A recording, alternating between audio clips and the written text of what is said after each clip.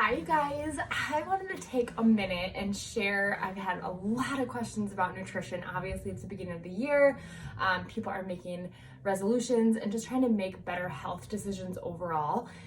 So I wanted to kind of give my take on diets and way of eating and that kind of stuff, and why I've chosen the programs and trainings and lifestyle, I suppose, that I have, as opposed to intermittent fasting or keto or Whole30, and why I've never really done those. So to understand that a little bit, I wanted to share some of my background. I've been a little bit more open about it on my page and posts, but I've never really talked about it in a video. And I struggled a long time with horrible body image issues and confidence, picking myself apart, and restricting food and crying over food, and just really having a horrible relationship with fried food and greasy food and any food. I was taking fat burning pills, overworking so that I was too busy to eat. I was over exercising, so if I did eat a full days of food worth of food, I would make sure to go run for an hour. So I just had this really horrible relationship with food and what it was supposed to do for me and what it did for me. And so that's something that I have really overcome, actually, by getting pregnant and becoming a mom, and really sitting down with a nutritionist my first pregnancy with the twins to talk about what I needed to nourish my body, and and Matt, my husband, and just coworkers and family that knew my past, really just helping me and checking in with me to making sure that my mental health with that whole process. And it was incredibly helpful. It was incredibly healing. And then fast forward a couple years, maybe a year or two after that, I found a nutrition program focused on portions that really laid it out for me. And I was really nervous to try it because of the restriction that I used to have before. So I was really nervous to follow any kind of plan. But as a health and fitness coach at the time, I wanted to give it a go. And I found that my diet was so bad, trying not to restrict myself. I kind of was eating a lot of the wrong foods, and I wasn't seeing my body change, and I just wasn't always feeling my best.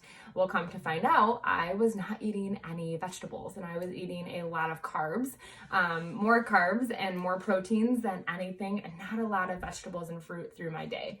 So that was kind of my background and why I got, as far as why I'm nervous and I'm hesitant to try any kind of new plan, because I've lived in that restrictive mindset before. So I know that following a plan like intermittent fasting or keto or Whole30, while they all have their benefits, and I'm being open to say that I've never tried any of them because of my own personal experience and what I do know and the results that I have had without following something like that, where it's on and off, or in my opinion, keto is pretty restrictive. There are certain foods you cannot have. It's not compliant.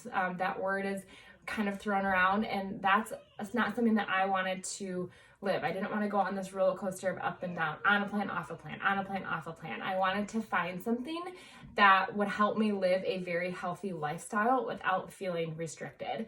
So I actually did a portion controlled program for a long time. And then last year I started focusing on a more intentional mindset and more intuitive eating plan that has led me to even a better freedom with food and understanding my body and what it needs, and letting go of that guilt with food and feeling in control of my choices by just putting in a few guidelines, and they're not rules.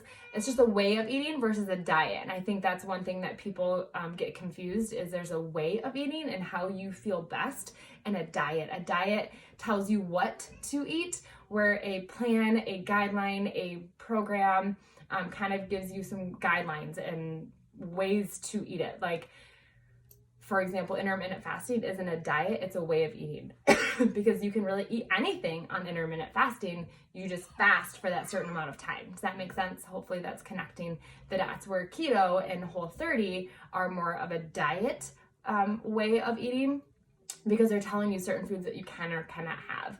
And I know for me, they might give you great results in the beginning, but I know for me that I needed to find something that helped me enjoy the weekends with my husband and travel and vacations without stressing over, can I have this? Am I cheating? Did I fail? I can never stick with anything. Here I go again. Like I needed something that didn't allow that negative talk or that mindset to ever set in.